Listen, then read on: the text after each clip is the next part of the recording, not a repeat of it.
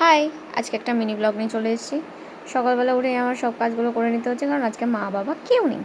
তাই জন্য আজকে আমার একলা দিনটা কীরমভাবে কাটে সেটাই আজকে আমি তোমাদের সাথে শেয়ার করব। এখানে বিছানা গুছিয়ে নেওয়ার পরে দেন আমি চলে গেছিলাম ব্রাশ করতে।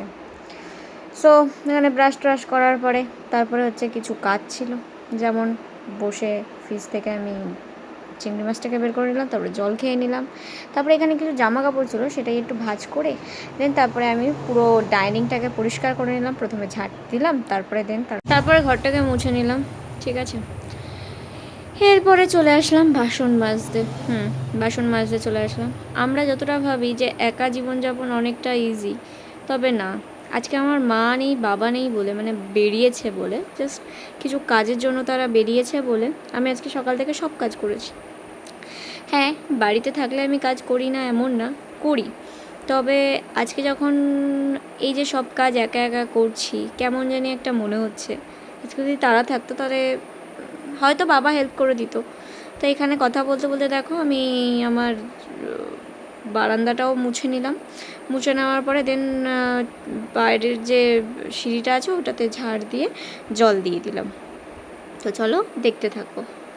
তারপরে তো চলে আসলাম রান্নাঘরে। একদিকে মাছ ভাজা বসিয়েছিলাম আর একদিকে ভাত। এদিকে পোস্ত, সর্ষে, কালো সর্ষে, সাদা সর্ষে সব বেটে নিলাম। এখানে মাছের জন্য একটা মাছের রেসিপি বানালাম। কালো জিরে ফোড়ন দিলাম, টমেটো দিলাম, তার মধ্যে নুন দিলাম।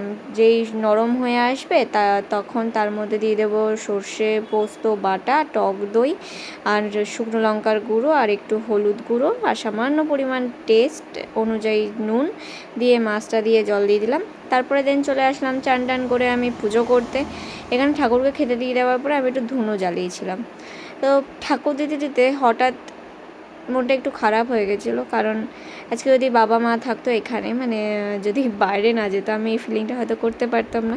তবে একা লাইফ থাকাটা অনেকটা কষ্টের। দেন তারপরে নিজের খাবারটাকে গুছিয়ে নিয়ে খেতে বসে গেলাম। হয়ে গেছে এবং খাওয়াও আমার ডান, তোমরা দেখলেই। তো আজকের ভিডিওটা যদি ভালো লেগে থাকে তাহলে লাইক করে দিও, শেয়ার করে দিও আর চ্যানেলটিকে ফলো করতে ভুলো না। Thanks for watching, by.